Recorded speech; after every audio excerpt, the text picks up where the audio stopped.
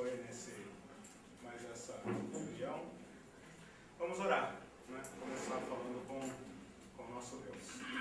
Senhor nosso Deus, nós invocamos o Teu nome, invocamos o Teu Santo Espírito, para que na graça dele, Senhor, na comunhão dele, nós possamos percorrer mais uma etapa desta nossa compreensão. Pedimos que o Senhor renove o nosso ânimo, o Senhor nos liberte de toda preguiça, toda indolência, tudo aquilo que poderia atentar contra a nossa busca, contra a nossa ânsia, nossa sede de aprofundar nossa compreensão da obra de Jesus. Pedimos que o Senhor nos ligue à obra de Jesus, nossos vínculos sejam fortalecidos, nossa alma seja reanimada, nosso coração incentivado, fortalecido na esperança, Senhor. E a reflexão dessas palavras traga para nós ânimo, alimento e vida. As palavras que vos digo são espírito e vida, disse o Senhor. Nós queremos recebê-las assim, como espírito e vida para a nossa alma.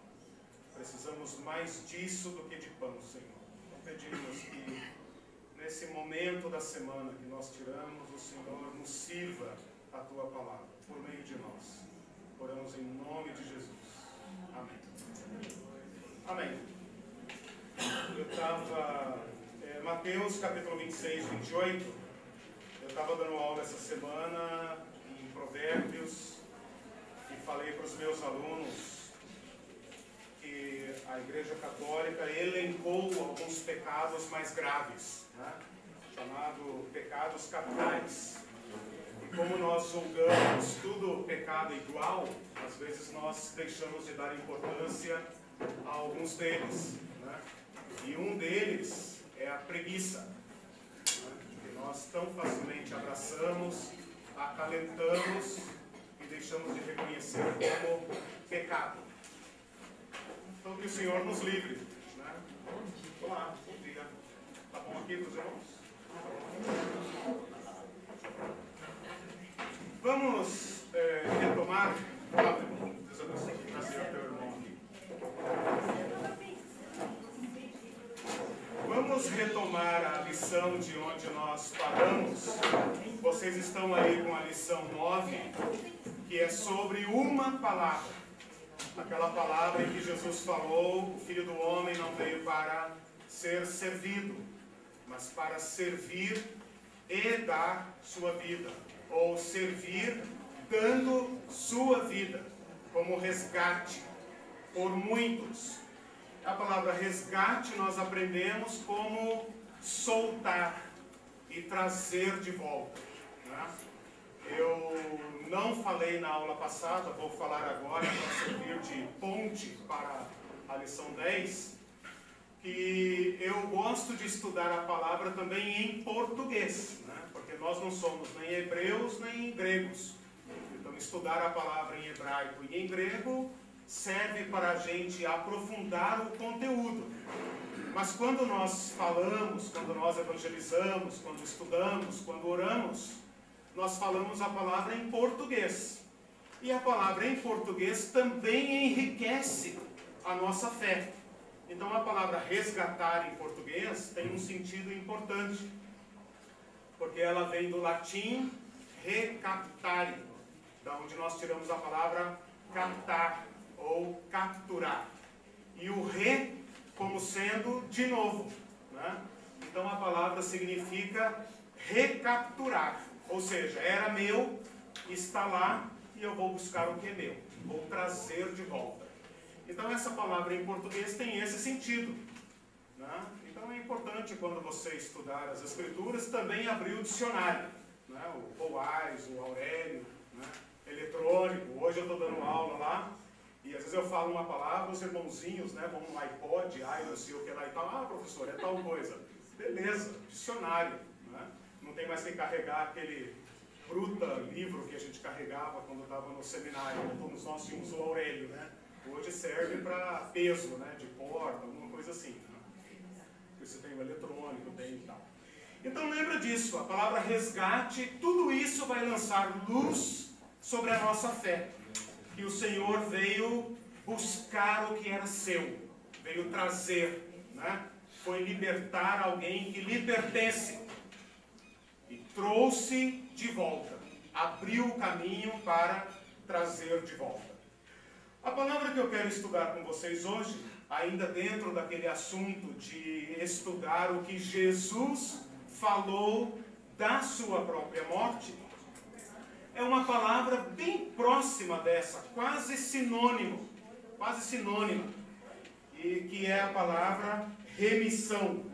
Ela vai aparecer apenas uma vez no contexto da ceia, da última ceia do Senhor. Então vamos lá em Mateus 26, 28. Quando Jesus, então, ali com os seus discípulos, toma o pão, versículo 26, e fala: tomai e comei, isto é o meu corpo. Na próxima aula eu quero ver se eu já estou pronto para falar com vocês sobre a aliança. E então nós vamos nos dedicar especificamente a esta janta, né, de Jesus com seus discípulos.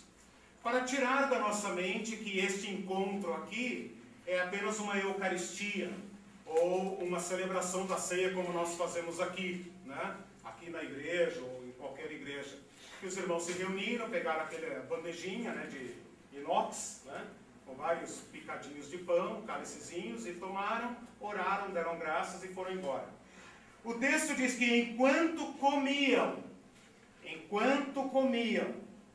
né, provavelmente carne, ervas e todas aquelas iguarias da ceia judaica, Jesus pegou um pão e, abençoando-o, partiu e deu aos discípulos, dizendo: tomai e comei, isto é o meu corpo.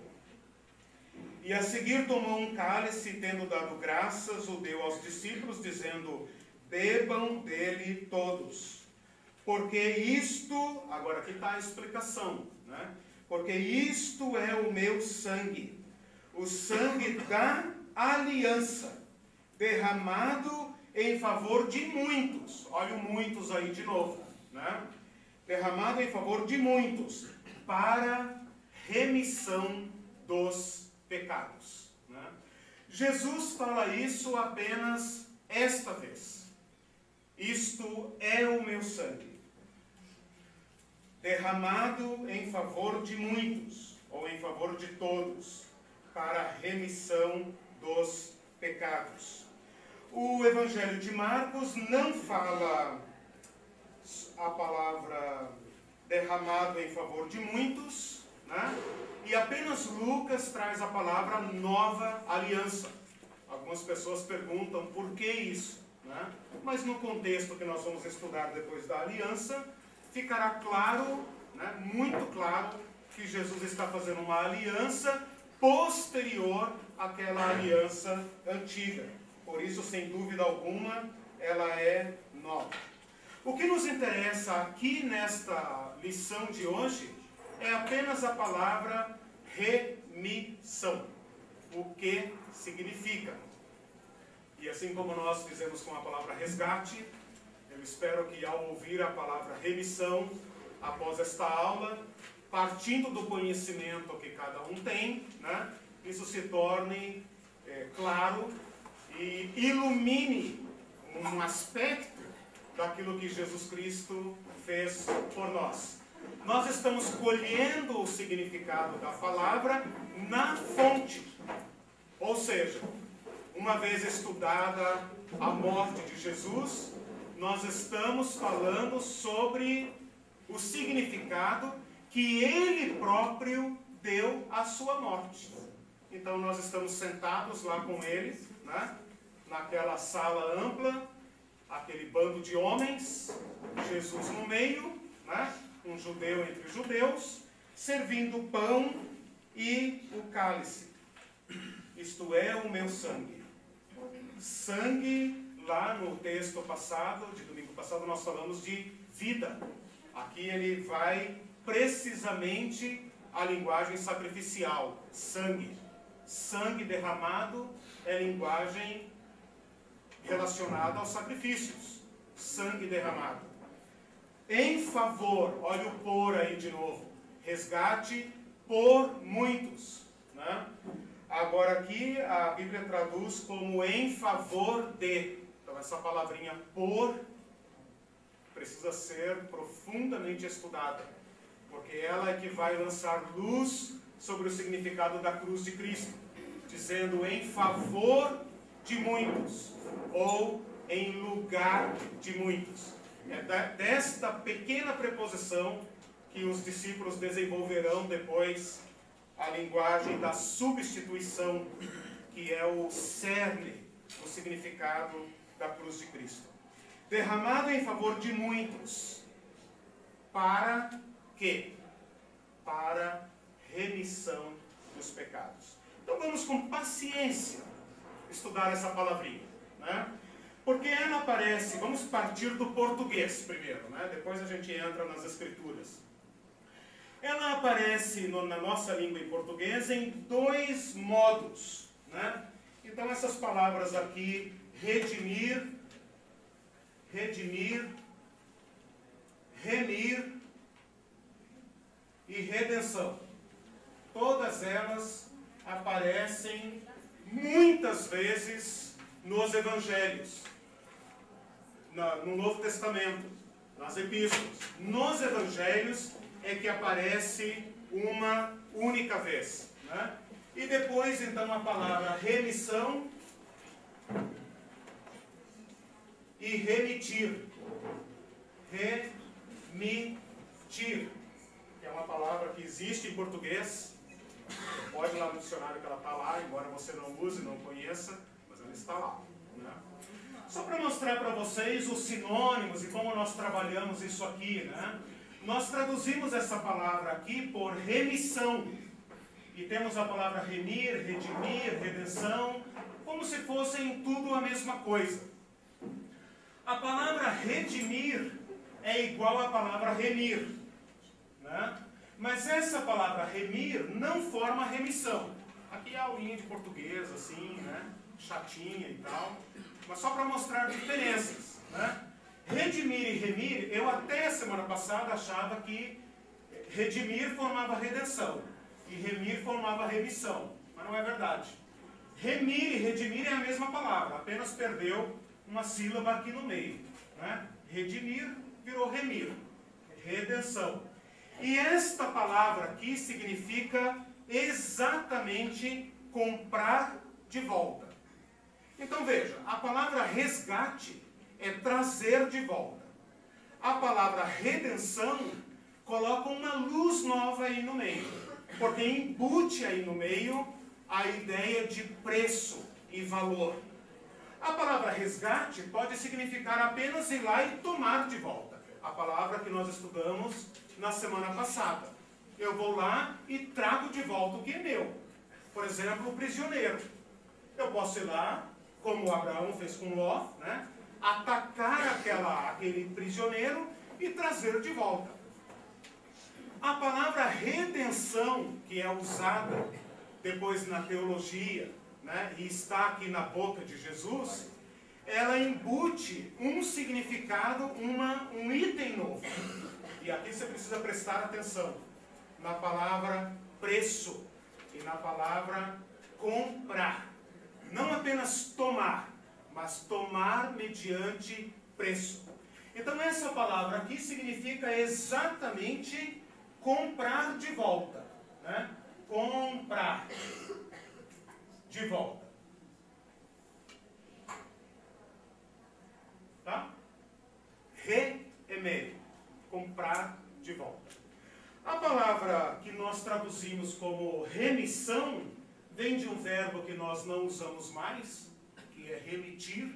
Se você procurar no dicionário, tem lá, né? Mas a palavra remissão, ela dá uma ideia interessante, porque é re também, o mesmo re que está aqui, que está no resgate, né? Resgate, né? Tudo isso aqui significa de volta, né? De novo, né?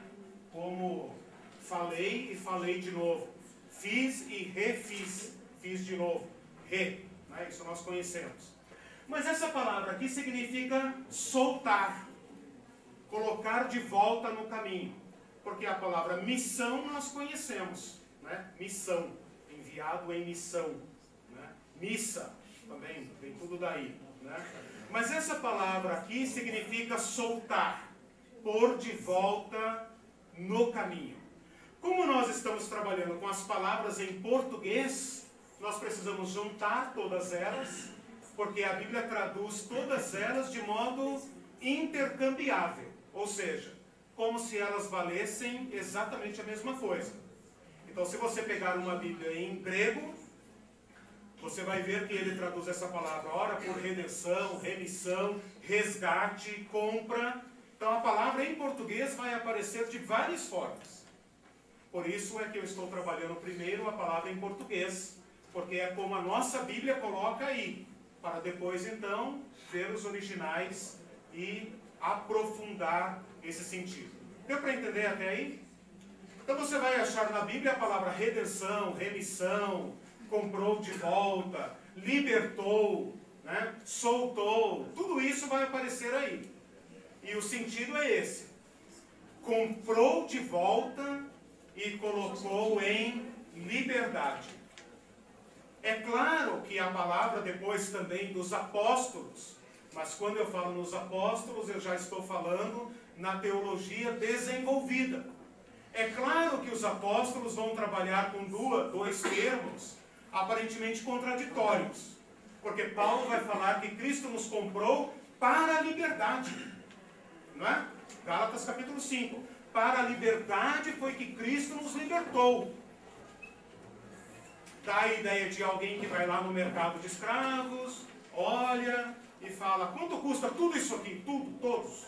Todos. Há uma fortuna. Mas quanto custa?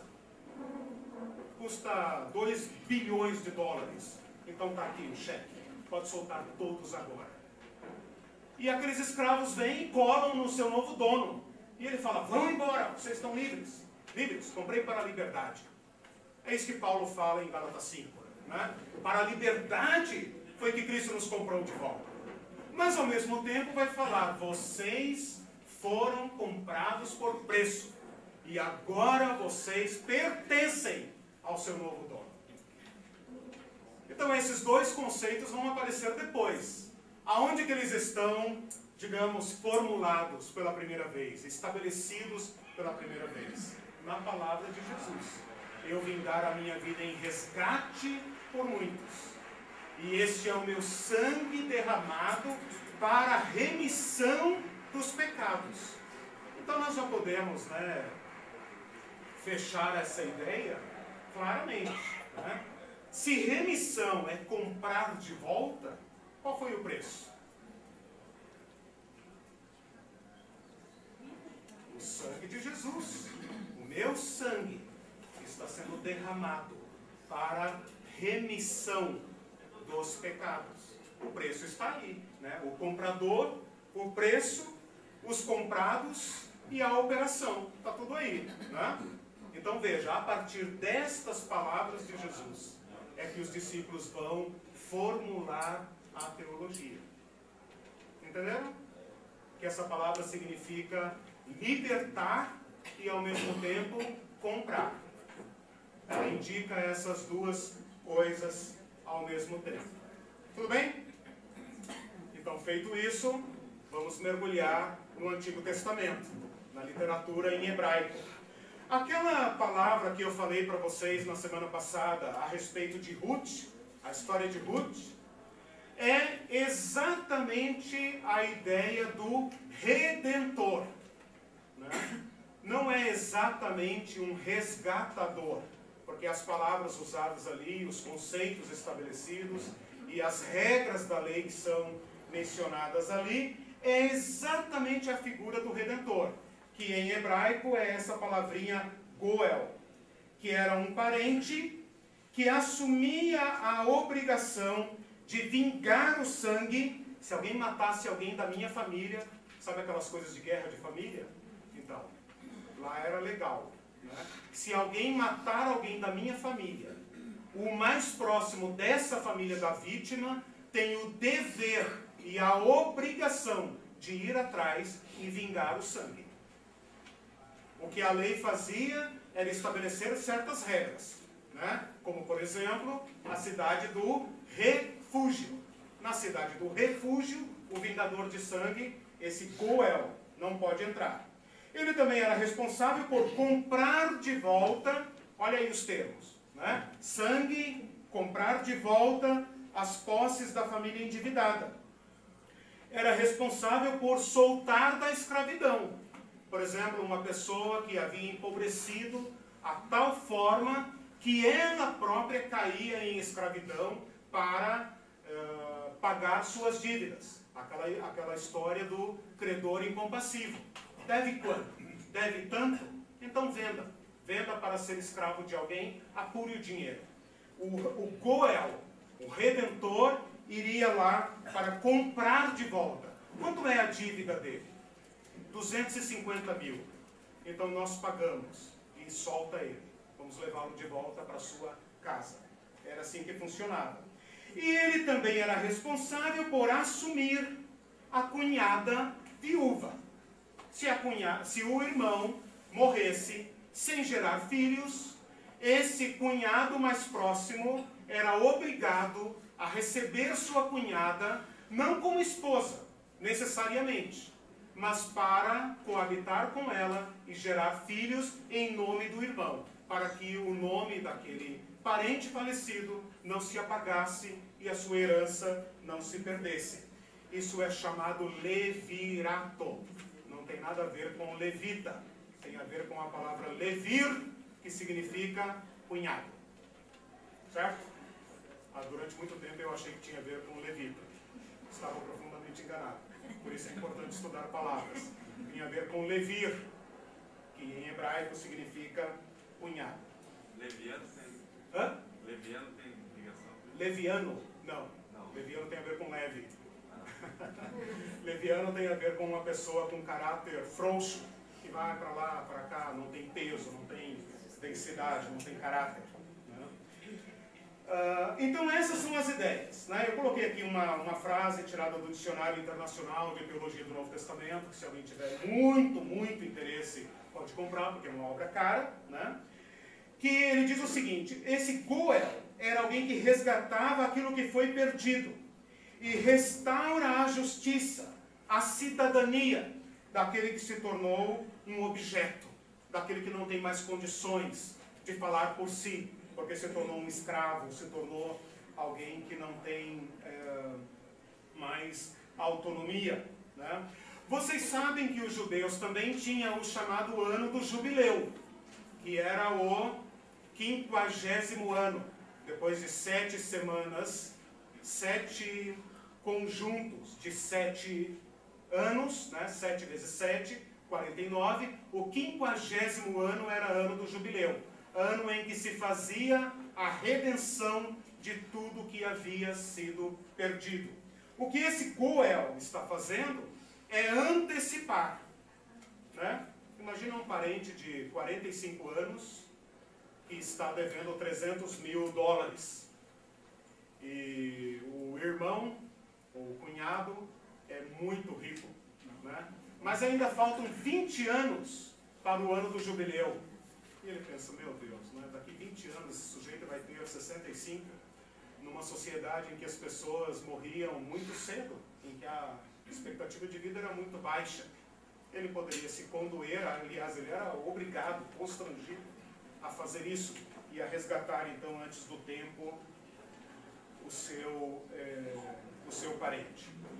Eu elenquei aqui para vocês algumas, mas você pode achar muito mais do que eu achei aqui. Esta palavra que a gente lê no Antigo Testamento fartamente, né, sobre Deus, o meu Redentor. E quando se fala Redentor no Antigo Testamento, é esta a ideia. Deus foi no Egito buscar o que era seu, quebrar o poder do faraó, do opressor, figura, né, tipo do pecado, do opressor, né, do diabo, né? Egito, figura do mundo, o seu povo, figura da igreja, figura dos redimidos, né? E vai lá e traz de volta o seu povo. A partir desta missão, desta obra de Deus, ele adquire o título de Redentor. Então, os Salmos, Isaías, né, coloquei aqui um monte de referências de Isaías que fala o teu Redentor, Israel. Depois que o povo estava com o pé no laço de novo, né, imagina, a antiga aliança já havia sido formada. Deus foi lá e resgatou o povo. Agora o povo está tão enfraquecido. Esse casamento de Deus com o povo está tão enfraquecido, né, que o profeta fala, o seu Redentor é forte, o teu Redentor é o Santo de Israel. Tem uma referência aqui, em Isaías 52:9, que fala, o teu marido, chama Deus de marido do povo. Ele é aquele que veio tirar você da sua viuvez. Essa é a ideia. Veio tirar você da sua viuvez, da sua miséria, da sua pobreza.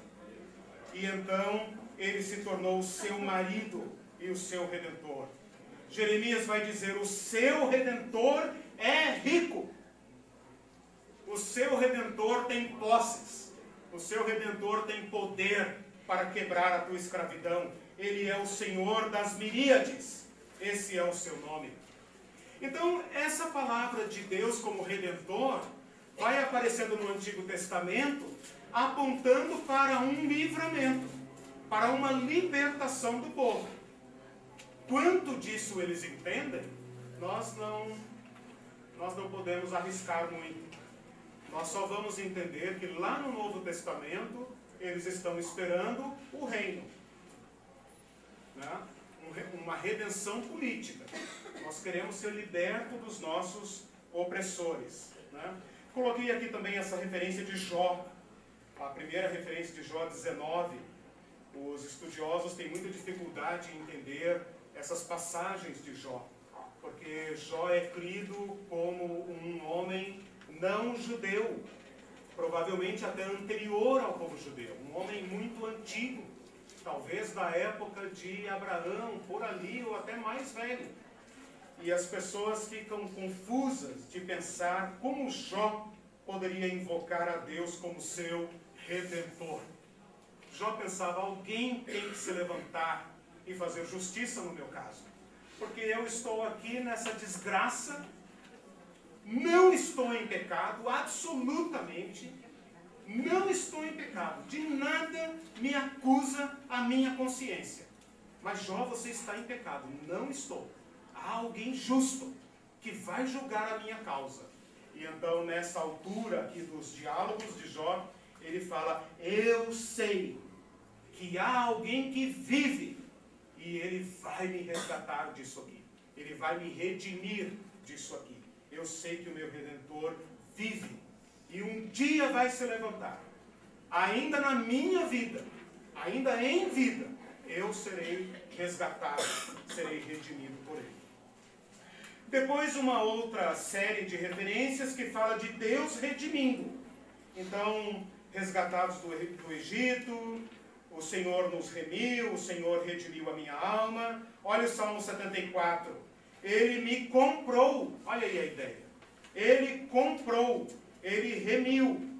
Salmo 103, que a gente gosta de ler, né, para abençoar as pessoas, né? É ele quem redime a tua vida. Salmo 106, remiu dos inimigos. Em Isaías, várias vezes, eu te remi, eu te redimi. Então, tanto o povo chama Deus de Redentor, como o povo fala, Deus é aquele que me redime. Né? Ou o próprio Deus dizendo, eu te redimo. Muitas expressões que chamam o povo de Israel como povo redimido. Vocês são o povo redimido. Vocês são os meus redimidos. O povo redimido pelo Senhor. A marca do povo judeu era essa. Qual é a base da nossa nação? Como foi que nós nos tornamos nação? Porque um Deus Todo-Poderoso quebrou o nosso jugo de uma maneira impossível, que nós nunca poderíamos fazer, porque jamais iríamos, né, Cuba ganhar dos Estados Unidos na guerra, né? E Deus foi lá e quebrou o jugo do violento e libertou esse povozinho, como diz lá em Isaías, né? Vermezinho de Jacó, né? Porqueirinha, né? Libertou, trouxe e constituiu uma nação. Então a identidade desse povo é o povo redimido do Senhor. Uma curiosidade é que no Isaías 52:3 é também sem dinheiro sereis resgatados. Ok, legal. Sem dinheiro, muito boa. Sem dinheiro. Aponta para algo, né? Veja, o que nós estamos fazendo aqui no Antigo Testamento?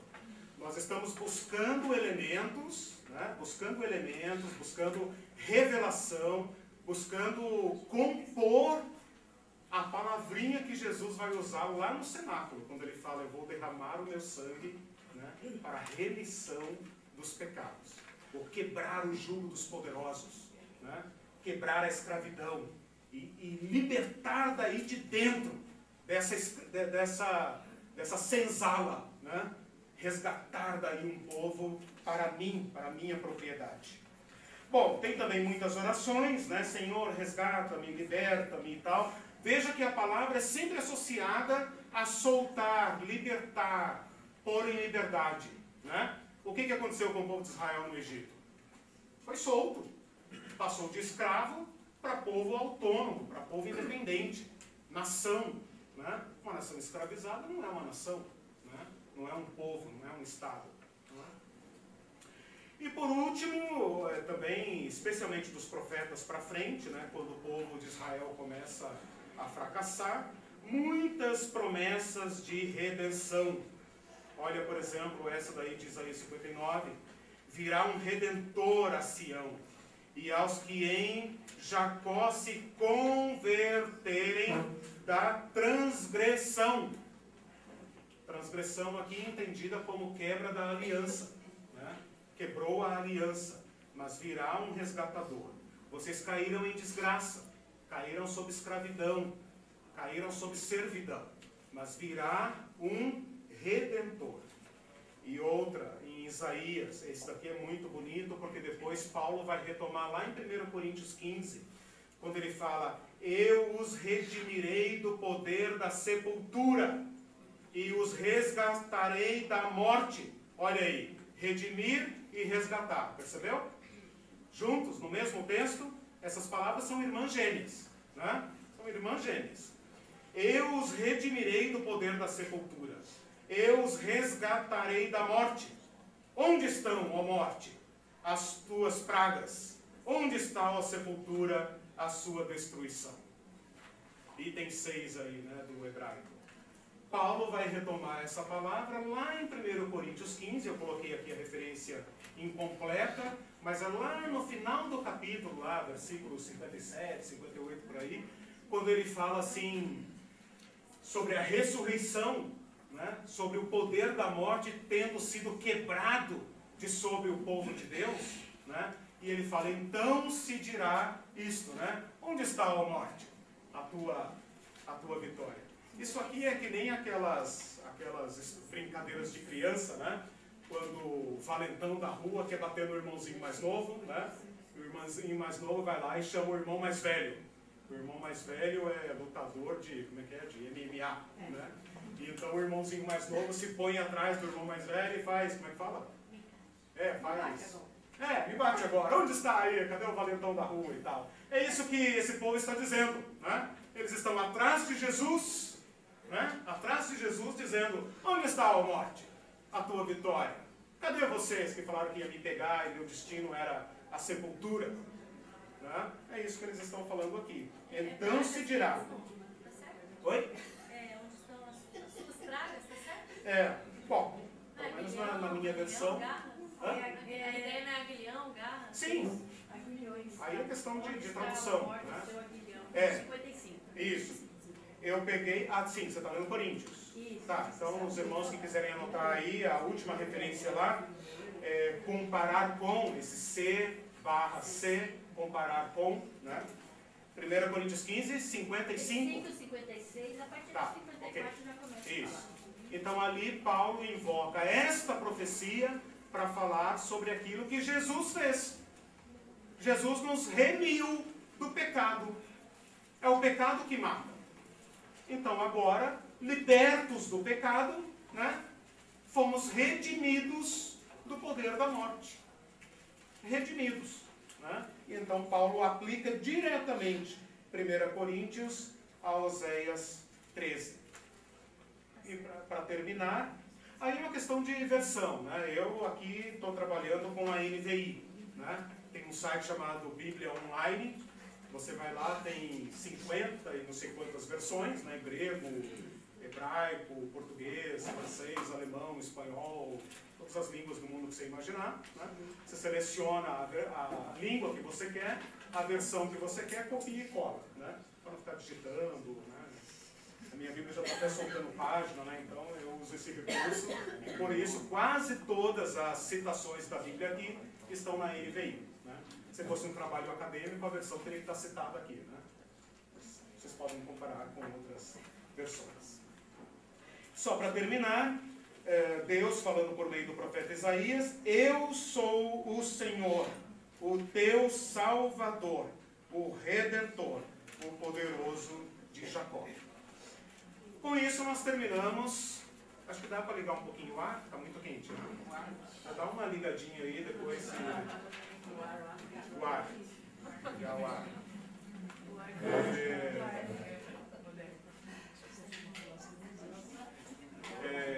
Com isso nós terminamos mais uma viagem. A viagem pelo Antigo Testamento. Todas as vezes que você ler nos Salmos ou nas profecias que o Senhor é o nosso Redentor, o nosso resgatador, você se pergunte, né? O que ele está dizendo aqui? Né? Isso aqui é mera poesia. Eu sei que Deus tem vários nomes, vários títulos, né? Mas se pergunte o que isso significa. Né? O que isso significou para o povo na história e o que significa para o futuro na profecia. Porque esse texto vai aparecer fartamente na profecia. Pega uma concordância bíblica, né? Essa Bíblia online que eu estou falando, ela tem lá o buscador de palavras. Né? Coloque lá a palavra redenção, redentor e busca, você vai ver. Né? Vai imprimir páginas e páginas, né, destas citações do nome de Deus. Então todas as vezes que você ler nos Salmos ou na profecia Redentor, você pensa nisso. Né? Que Deus quebrou um jugo. Que Deus quebrou a escravidão e libertou um povo. Né? Na condição de resgatador, tinha uma condição, tinha que ser parente próximo. E no caso de remissão dos pecados, cordeiro sem mácula. Cordeiro sem mácula, e ele se tornou o nosso parente. Olha aí. Todas essas ideias aqui estão presentes lá em Jesus. Tudo aponta para ele. Lembra que eu falei que Jesus falou, né? Jesus falou, vocês não estão entendendo ainda que as Escrituras apontam para mim? Vocês sabem que tudo só faz sentido em Jesus? Então Jesus também se tornou o nosso parente mais próximo. Se você estudar Hebreus, eu acho que nós não teremos condições de estudar Hebreus esse ano, mas fica aí como sugestão, né? Ele se tornou o nosso irmão. E lá fala assim: por isso agora não se envergonha de lhes chamar irmãos. Irmãos. Então Jesus Cristo se tornou o nosso parente próximo. O Verbo se fez carne para se tornar o nosso parente próximo, para que pudesse nos resgatar, para que tivesse direitos de redentor. Ele teve que se tornar o nosso parente próximo. Por isso em Hebreus ele não é chamado unigênito, mas primogênito. Se tornou o primeiro de nós. E olha para nós, segundo Hebreus, e não tem vergonha de nós. Como aquele parente rico poderia ter vergonha do seu parente escravo, daquele ramo pobre da família. É ou não é? Todo mundo não tem um parente rico? Todo mundo não tem um parente rico, assim, que evita contato? Exatamente. Então em Hebreus fala que ele olha para nós e não se envergonha da família humana que ele resgatou, que nos tornou co-herdeiros com ele, co-participantes. Então esta viagem nossa é para mostrar o que Jesus fez, para que você nunca mais leia a palavra remissão e redenção sem olhar o conteúdo dela, o que está dentro dela. Tem que olhar todo o Antigo Testamento apontando para isso. Por isso que o apóstolo Paulo vai falar: longe de mim gloriar-me a não ser na cruz de Cristo. Não tenho mais nada. Lá que eu fui comprado, lá que eu fui tornado parente do Senhor, lá que eu nasci. Antes de lá eu era um escravo. Escravo não tem nome, tem número, né? Escravo não é nada. Escravo é conta-se por cabeça. Lá eu me tornei alguém. Minha identidade. A expressão irmão mais velho também existe, não lembro onde agora. Mas existe essa expressão com relação a Jesus, né? Então, existe a palavra primogênito. Aí depende da versão e da tradução. Se vai dizer exatamente irmão mais velho, né? Aí é uma questão de tradução. Teríamos que ver. Mas, de qualquer forma... Oi? Romanos 8 fala para que ele fosse o primeiro Entre muitos irmãos. Ok, Hebreus, em Coríntios também 15, onde eu citei, fala isso. Ele se tornou a primícia, o primeiro, a né? fim de que ele seja o primogênito entre muitos irmãos. Isso, primogênito entre muitos irmãos. Não éramos irmãos. Não tem como o homem ser irmão de Deus. Não tem como. Não tem como. Isso é um parentesco absurdo, impossível. Que um homem seja parente de Deus, a menos que Deus se torne humano, e vista para si, assuma para si, né, toda a nossa realidade. O que Jesus está falando lá no cenáculo, quando ele fala, meu sangue será derramado em favor de vós, ele está falando de aliança, aliança de sangue.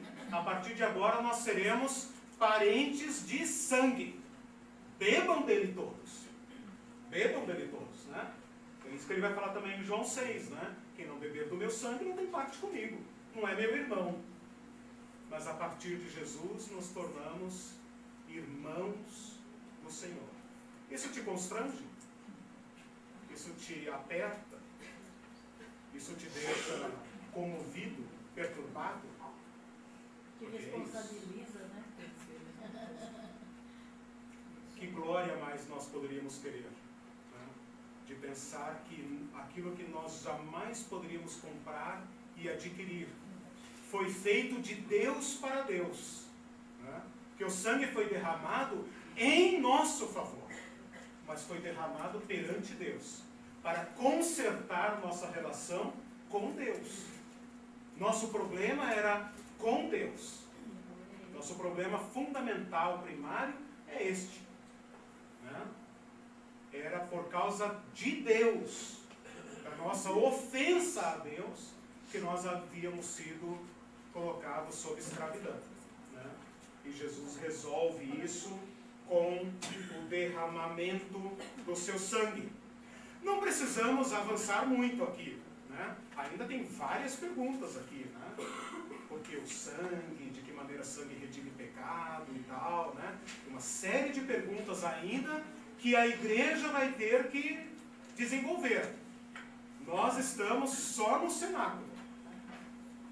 Estamos estudando a palavra em hebraico porque eram estas palavras que estavam na mente dos discípulos. Só isso. Né? Então, eu espero que a sua mente fervilhe de perguntas. Porque foi por fazer perguntas que a igreja escreveu as epístolas. Certo? Aquela figura do remidor, Ah, quando o Boaz atendeu a Sim. necessidade de Noemi, ela era uma obrigação, não é? sim. Então, por exemplo, a Ruth, quando a Noemi falou para a Ruth, vai lá, que é assim, e a Ruth relatou o caso para ele, colocou ele em condição de exigir um resgate, né? Sim. Ele era um dos parentes mais próximos, né? E Deus, Jesus, para resgatar a gente, ele teve que assumir a condição Isso. de familiar. Se qualificar. Ele falar, eu sou teu parente, ou eu Isso. sou teu... Isso. Para depois Isso. poder ter o direito de É. resgatar. Ele se qualificou, né? Nós vamos estudar isso mais para frente. Isso vai falar do porquê a encarnação, né? Por que Jesus teve que se fazer homem? Será que Deus não poderia salvar a humanidade de um outro modo? Será que o Todo-Poderoso, aquele que pode todas as coisas, não poderia operar um poder, uma operação de resgate, invadir esse planeta, salvar a sua herança, seu interesse aqui, né? E salvar simplesmente? São perguntas que a igreja fez. A igreja fez essas perguntas, né? E essas respostas foram sendo desenvolvidas ao longo da história da igreja. Se alguém tiver interesse, né, de ler o livro de Santo Anselmo, Porque Deus se fez homem. Anselmo viveu no ano 1090, por aí, 1100 e pouco, século 11, 12, por aí. E estabeleceu uma versão, um entendimento para a obra de Cristo, que até hoje é base da nossa teologia. Porque durante muitos séculos, a igreja se perdeu nesta compreensão das Escrituras. Não conseguia compreender claramente. E muitos doutores da igreja, muitos mestres, muitos teólogos, na sua luta por compreender e por responder perguntas num contexto não judaico, né? Em confronto com os gregos, em confronto com certas heresias, teve dificuldade de responder e deixou versões teológicas hoje já superadas. Como, eu não sei se eu já mencionei aqui, porque estou dando uma matéria parecida em outro lugar, mas muitas pessoas, ao usar a ideia do resgate e ao aprofundar a ideia do resgate, chegou à conclusão de que Jesus Cristo veio nos libertar do diabo. Como se o diabo, já falei isso aqui? Como se o diabo fosse o sequestrador. E Jesus Cristo, o pagamento do resgate, né? Então Deus bolou um plano mirabolante, né? De Jesus dar sua vida, né, ao diabo em troca da humanidade. Depois Deus deu um golpe no diabo, ressuscitou Jesus, e o diabo ficou sem nada. Ficou sem os escravos e sem Jesus, né? Isso pode parecer engraçado, mas durante séculos foi a teologia da igreja. Tá? Eu entendo, irmão, que quando o diabo se rebelou contra Deus, seria muito fácil e cômodo para Deus terminá-lo e apagar da memória a existência dele dos que o conheciam. Mas veja, eu entendo que Deus bolou o seguinte plano: o diabo queria uma adoração. Então Deus promoveu uma circunstância que adoradores dele fossem voluntários. Então, o diabo poderia ter se exterminado naquele momento. Mas Deus criou alguma coisa que satisfazia o que o diabo queria, mas só que voltasse a adoração espontânea. É muito engraçado ver a gente falar assim. Eu acho que Deus bolou um plano para tentar especular.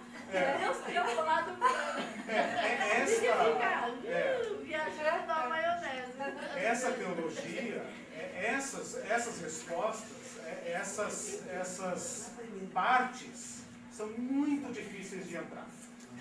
Qualquer coisa anterior ao Gênesis 1, né, é terreno difícil, né, terreno difícil. De qualquer forma, é claro que ao nos libertar, Jesus nos liberta de todos os nossos inimigos, né? E que o diabo é o operador destes inimigos, como por exemplo, nós lemos aqui Oséias e 1 Coríntios 15, quem opera isto para nos escravizar é o diabo. Mas uma vez libertos do pecado, nós podemos nos esconder atrás do nosso irmão mais velho, né? E falar, e agora? E agora? Né? Mais ou menos isso, né? Que o profeta coloca, né?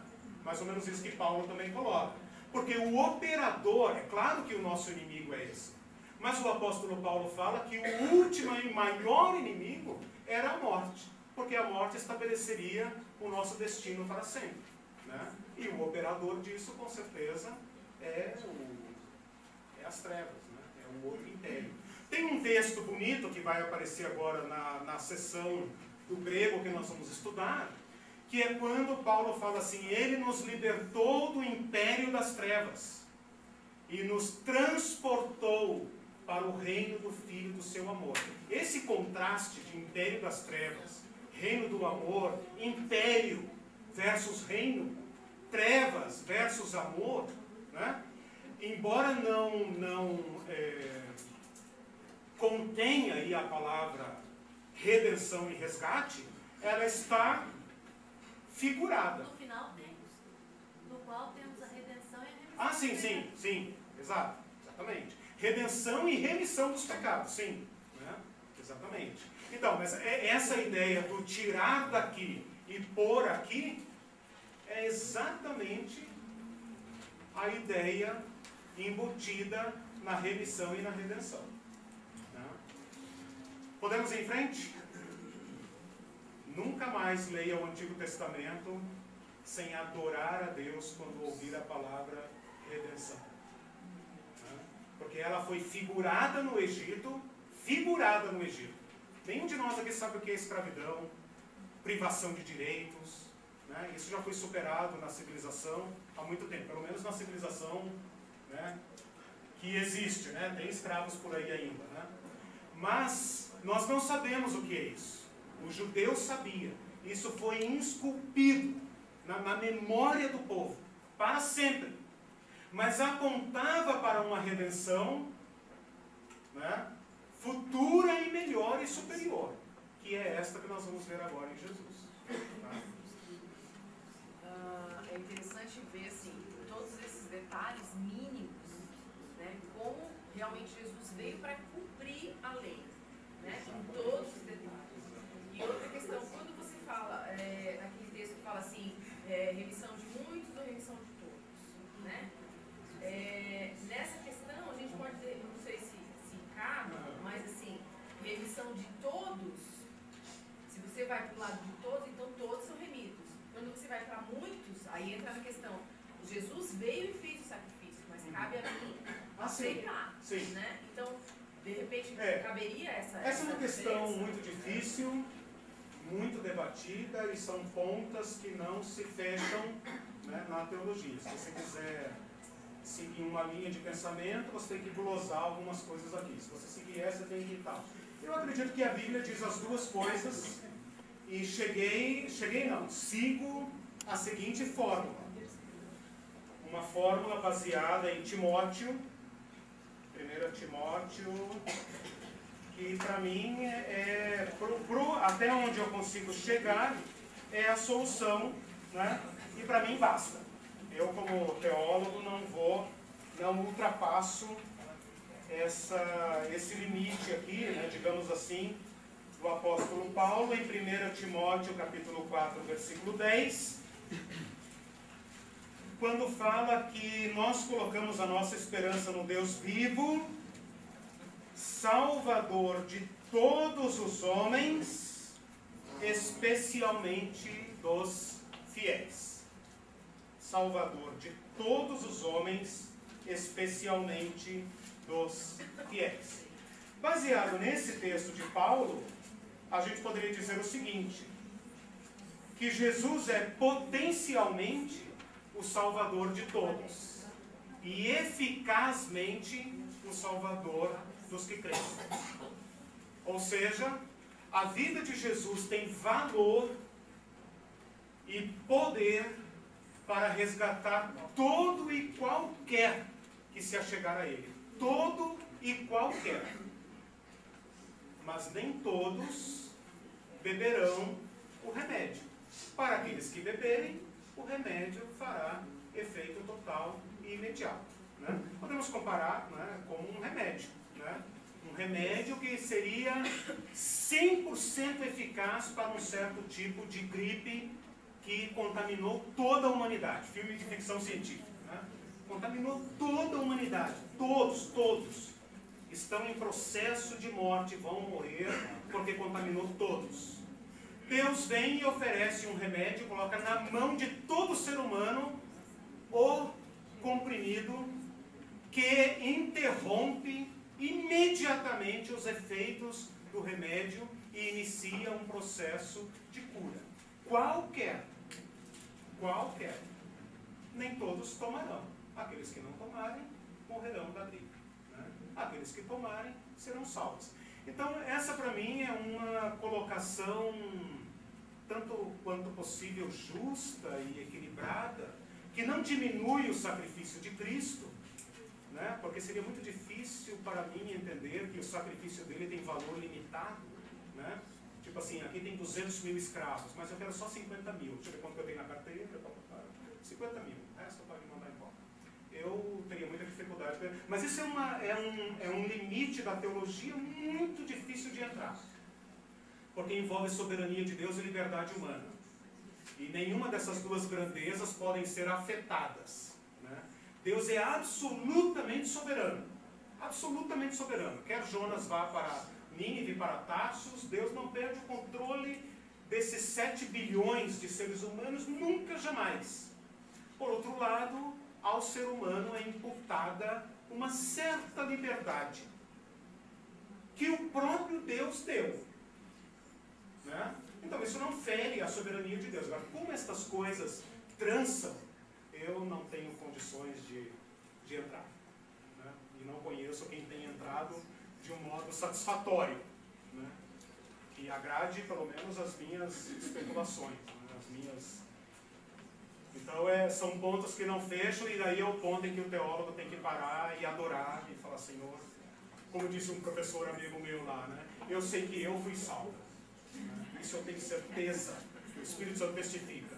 Mas como Deus está operando a salvação na eternidade e tal, aí eu deixo com Ele, porque Ele é o Salvador, eu sou apenas o testemunha, né?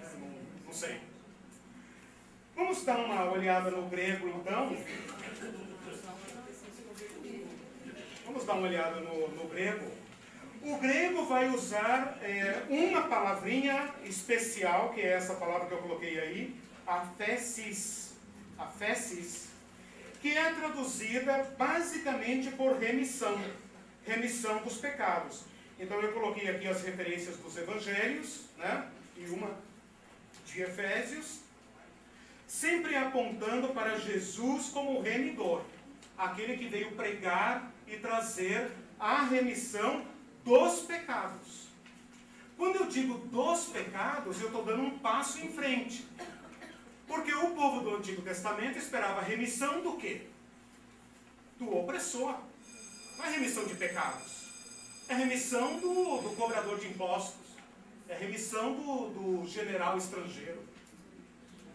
A ideia de remissão de pecados está apontada na profecia. Mas ela só vai ter plena expressão em Cristo. Porque Cristo agora está dentro de Jerusalém. Os discípulos estão torcendo para que ele esqueça essa ideia de morte e vá logo fazer o que tem que fazer. Né? O que é que tem que fazer? Tomar o governo e redimir o povo de Israel. Essa é a questão. E Jesus serve o jantar. Né? O jantar preparatório da vitória. Né? A partir daqui nós vamos sair todos marchando e vamos direto, né, para o palácio. Né? E Jesus fala, este é o cálice, né, da nova aliança, meu sangue que é derramado em favor de vós, para remissão. Até aí eles seguiram. Né? Aí ele completa, né, para a remissão dos pecados. Daí eles, poxa, o que ele está falando? O que ele está falando? Isso não vai dar boa coisa, né? Ele está falando de morte, de sangue. Ele ainda não abandonou essa ideia de morte e sangue, né? E agora vem falar de remissão, mas é dos pecados. Então essa expressão remissão dos pecados é um passo em frente na revelação. E isso a gente só faz no Novo Testamento, tá? Tem uma ideia importante aqui que vocês conhecem, que é aquela do pecado contra o Espírito Santo, que Jesus fala, contra este pecado não há remissão. Interessante, né? Jesus usou esta expressão lá, eu vou dar a minha vida para a remissão dos pecados. Menos um. Tem um pecado para o qual não existe remissão. É o chamado pecado para a morte e pecado imperdoável. Né? Essa é uma questão para pensar. Em Atos é quando você vai ver pela primeira vez a igreja pregando Jesus.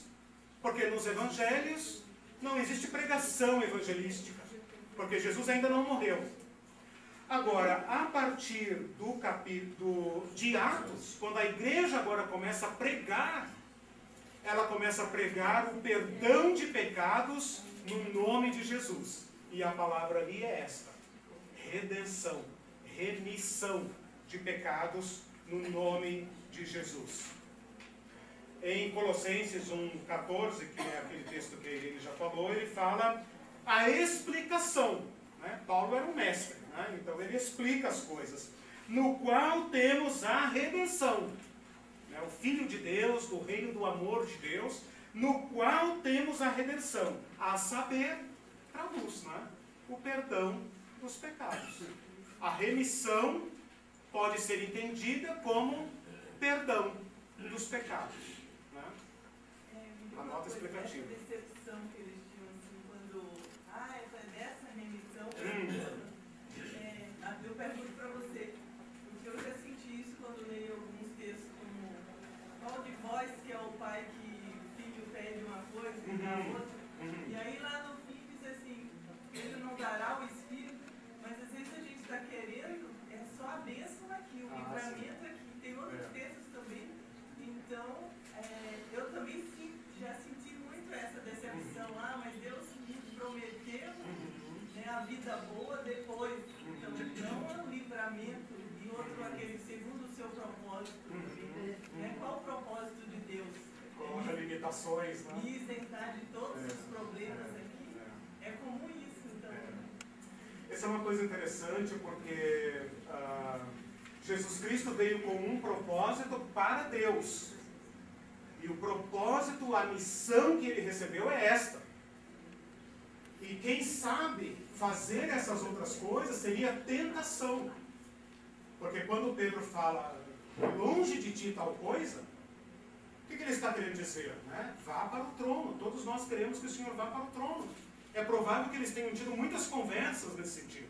Senhor, olha, você é descendente de Davi. Se você chamar o povo, nós vamos fazer uma revolução aqui. Pensa no como isso vai ser importante e tal. Essas conversas devem ter acontecido. E Jesus fala, para trás de mim, Satanás. Não cogita das coisas de Deus, mas das dos homens.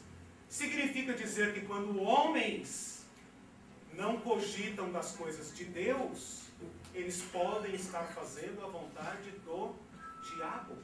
Significa dizer que o pensamento humano, não embebido do pensamento de Deus, pode ser um pensamento diabólico.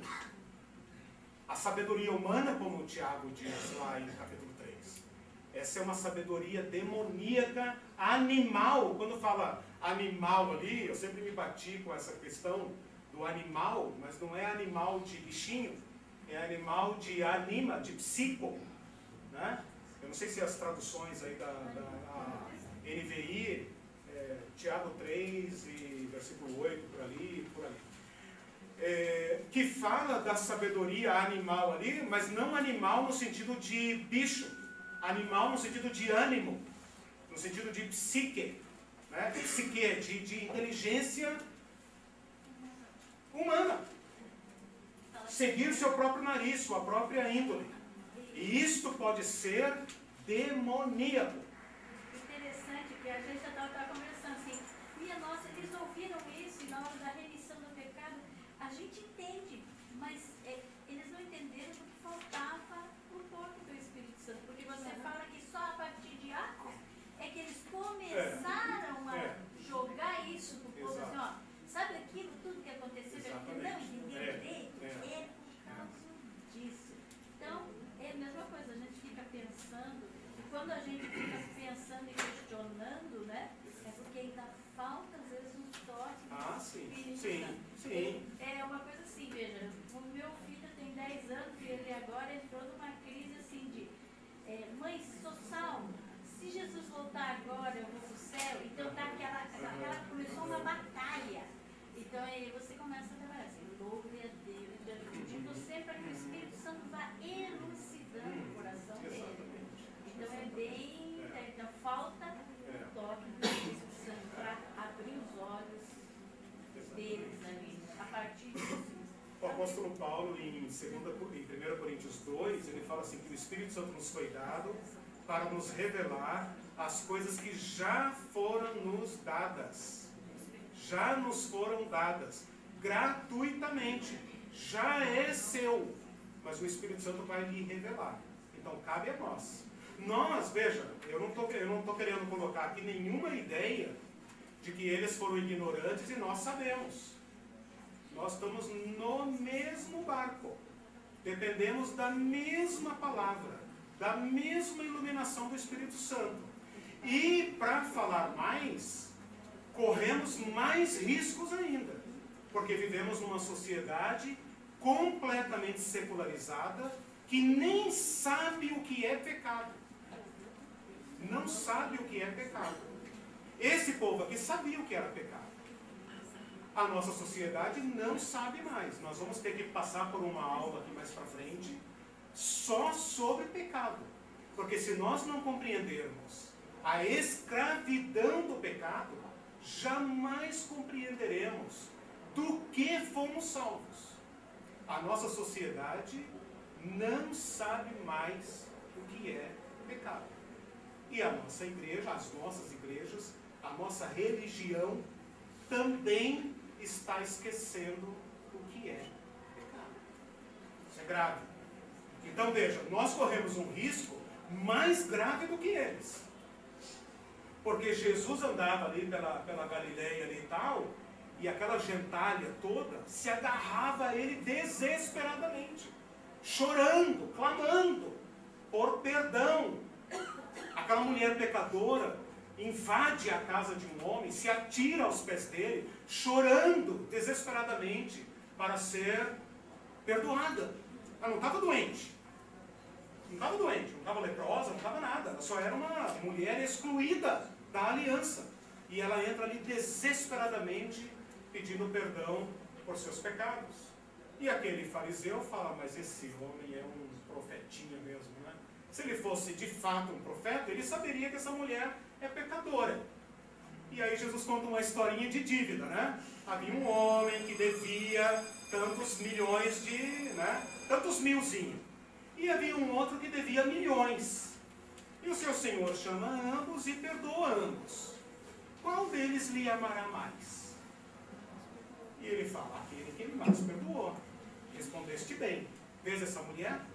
Né? A quem muito é perdoado, muito ama. Quanto você foi perdoado? Quanto você ama a Deus? Né? Se você achar que você já nasceu assim, bem bonzinho, né? Deus deu apenas tirou o pozinho assim do pecado. E falou, pô, Deus também não levou vantagem comigo, né? Não sou tão ruim assim. Sou filho de crente, né? Não sou tão ruim assim. Mas se você deixar o Espírito Santo iluminar de onde Deus te tirou, de quão impagável era a tua dívida, de quão profundo o abismo, aí nós também veremos quão grande é o nosso Salvador e então o amaremos. Né? Não nos afastaremos dele, o amaremos. Né? Aqui, quem foi pouco perdoado? Esse é o tapa na cara que Jesus deu no fariseu, né? Quem foi pouco perdoado? Você, religioso, acha que foi pouco perdoado? Por isso não ama, é duro, cheio de regras, cheio de lei, cheio de orgulho. Essa mulher não tem mais esperança nenhuma. Não há esperança para ela na lei. O que a lei pode fazer por essa mulher? Nada. Ela só tem o perdão. E é para este perdão, não outro, este perdão, que Jesus Cristo derramou o seu sangue. Se a gente pensar na proporcionalidade, já vou terminando por aqui, se a gente pensar na proporcionalidade, tem algum advogado aqui, não? Alguém formado em direito? Não? Tem? Opa, desculpa aí. É ela própria. A proporcionalidade da pena. Né? Porque às vezes nós achamos que Deus fez uma extravagância na cruz, que Deus... Esses dias eu ouvi isso numa aula de mestrado, né? O professor falando assim, quem está apaixonado faz loucura, né? E a cruz é uma loucura de Deus, aquele amor apaixonado e tal. E, meu Deus, que horror! Eu ficaria horrorizado com um Deus que fizesse aquela barbárie por amor. Mas se eu pensar que ali na cruz Deus executou a justa sentença e o justo preço do pecado, então ali, não olhando para mim, mas ali eu entendo o que é pecado e o que é amor. Né? Porque nós não podemos condenar a prisão perpétua, não podemos executar alguém, pena de morte para alguém que roubou uma maçã na feira. É desproporcional, é ridículo, é cruel.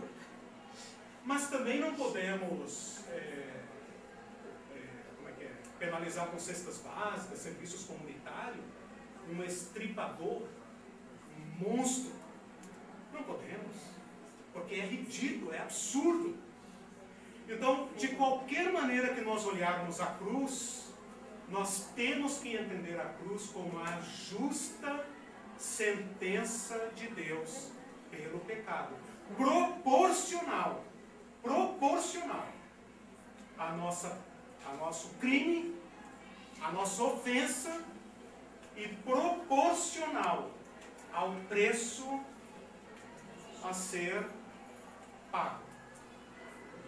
Então, mediante a cruz de Cristo, mediante o derramamento do sangue, eu começo a entender o que é pecado. Começo a entender o que custou para Deus se tornar meu parente, meu irmão. O problema é que a gente se ilude com a gente mesmo, Sim. que a gente é bom, né? Sem Cristo, porque a gente esquece que potencialmente a gente é assassino, é adúltero, etc. Todos os pecados. Por isso nós temos que entender o que é pecado e a doutrina do pecado. Eu vou dar essa aula, acho que esse meio sem avisar, porque essa aula ofende. Essa aula ofende. A doutrina do pecado é ofensiva, mas você tem que passar por essa refrega para entender a cruz. Senão, nós vamos ficar com essa cara de planta, né? Perguntando, mas por que você fez isso? Não precisava, tadinho. Que barbaridade. Né? As pessoas ficaram muito ofendidas com o filme do Mel Gibson, né? Mas que horror, por que essa barbárie e tal? Né? As pessoas não entendem a cruz de Cristo. Mas depois que entendem, são completamente cativados por ela e podem dizer, como o apóstolo Paulo, longe de mim gloriar-me a não ser na cruz de Cristo, pela qual eu estou crucificado para o mundo e o mundo para mim. Né? Irmãos, eu queria só terminar aqui com as ideias da compra. Tá? Porque veja, redenção, né? Essa palavra aqui envolve preço. Essa é uma palavra latina que significa comprar de volta. Re-emere. Emere é comprar de volta. Palavra que se perdeu no português, não existe mais. Né? Talvez exista aí embutida em alguma outra palavra, mas não vem ao caso. A Bíblia dá... Então, assim, você poderia pesquisar, né, aí as palavrinhas de novo, né? A irmã Lili está cumprindo as minhas tarefas, né? Os outros eu não sei, porque eu não estou olhando o caderno. Mas vocês poderiam pesquisar quando o apóstolo Paulo fala de preço e de compra. Então, tem textos aqui, como por exemplo, Atos capítulo 20, versículo 28, quando Paulo está se despedindo dos irmãos de Éfeso, ele fala assim: Deus os constituiu bispos para pastoreardes a igreja de Deus, igreja de Deus, pertence a ele, que ele comprou com seu próprio sangue. Aqui chamou Jesus de Deus e diz que esse Deus é de um tipo que tem sangue. Certo? A igreja de Deus, que ele comprou. Ele quem? Deus. Por que preço? Seu próprio sangue. Apocalipse capítulo 1, versículo 5. Jesus nos libertou dos nossos pecados por meio do seu sangue. 1 Coríntios 6. Acaso não sabeis que não sois de vós mesmos, porque fostes comprados por preço? Então tem uma ideiazinha aqui que a gente precisa redescobrir. Que nós somos comprados no mercado de escravos e mandados embora. Só que esse escravo tem que entender o seguinte: você pertence a ele agora. Cabe a você reconhecer a quem pertence a sua vida. E agora voluntariamente ir lá e falar: Senhor, eu pertenço a Ti. Fostes comprados por preço. E o Apocalipse, né, que isso vai aparecer muito, e daí eu termino aqui. Tu és digno de receber o livro e de abrir os selos, pois, olha, presta atenção no Evangelho aqui. O Evangelho. Pois foste morto, e com o teu sangue compraste para Deus homens de toda tribo, língua, povo e nação. Olha a compreensão que a igreja teve da morte de Cristo. O sangue dele comprou para Deus homens de todos os lugares e de todos os tempos. E em Apocalipse vai aparecer essas expressões: esses são aqueles que foram comprados da terra, e esses são aqueles que foram redimidos dentre os homens. Então, com essa expressão de compra e preço, a gente termina a operação comercial. Né? Nós falamos de resgate como tomar de volta alguém que está preso. E hoje nós estudamos uma palavrinha gênia dessa, que adiciona uma questão, a questão da operação de compra. Envolve preço, envolve uma operação aí. E Jesus Cristo fez isso por meio do seu sangue. Tanto é verdade que a igreja depois compreende isso como uma compra. E isso está documentado em Atos, está documentado nas epístolas e está documentado em Apocalipse. Então, se foi assim que a igreja entendeu, esse é o testemunho que ela deixou para nós. Que nós somos pessoas compradas por um preço justo. Preço justo. Caro, porém justo. E ele é digno, diz Apocalipse, é digno, porque foste morto e com teu sangue compraste para Deus. Eu sei que é muito difícil para pessoas do século XXI se considerarem compradas. Eu sei que é. Mas todos nós temos uma vida para viver. E uma vida que caminha para o fim. Jesus nos libertou deste destino. E não há outro na história da humanidade que possa oferecer livramento deste destino. Só Jesus. Para isso nós fomos comprados. Para a vida. Para a vida. Não fomos comprados para ser escravos. Fomos comprados para pertencer à família. À família. E essa será então a verdadeira liberdade. Se a gente compreender isso à luz do Espírito Santo. Durma com barulho desses. Senhor, nós te agradecemos. Temos dificuldade para compreender. Somos alunos que precisam fazer reforço nessa matéria. Alguns temas aqui, Senhor, são estranhos para nós por causa do mundo em que a gente vive, da cultura da qual a gente bebe também, é influenciado por ela de modo inegável. Mas nós pedimos ao Senhor que ao comermos esta palavra, ao comermos este pão, ao bebermos este cálice, nós lembramos do Senhor, mas o Senhor também nos lembre estas coisas.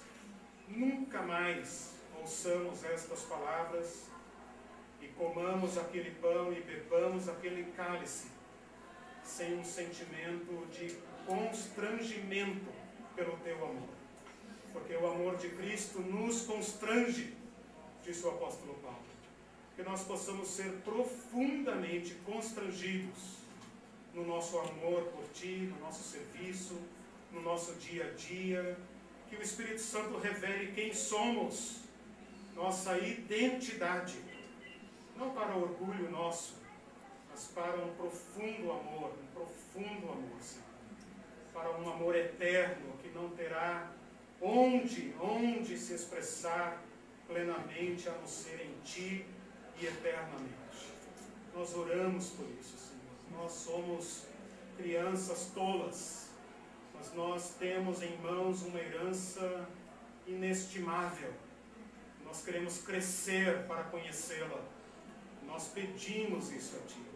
Pedimos que nos liberte da infância, da ignorância, da preguiça, que nos dê idoneidade espiritual para possuirmos estas verdades que nos foram dadas e que estão aí para nós. Ó Senhor, nós Te pedimos em nome de Jesus. Amém, meus irmãos.